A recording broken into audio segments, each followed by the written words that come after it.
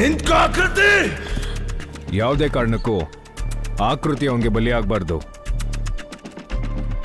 ನಮ್ಮನ್ನು ಯಾರಾದರೂ ಡೀಪಾಗಿ ಲವ್ ಮಾಡಿದ್ರೆ ಅದು ಸ್ಟ್ರೆಂತ್ ಕೊಡುತ್ತೆ.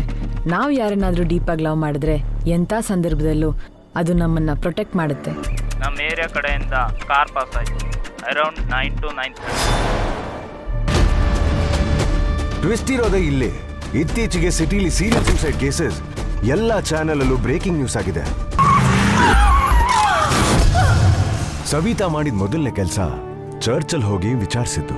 She was so brave and generous.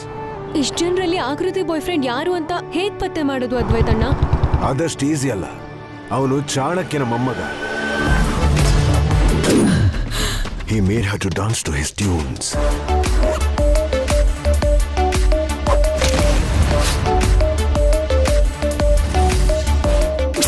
ಯಾರ ಮನಸ್ಸಿಂದ ಏನಡಗಿದೆ ಅಂತ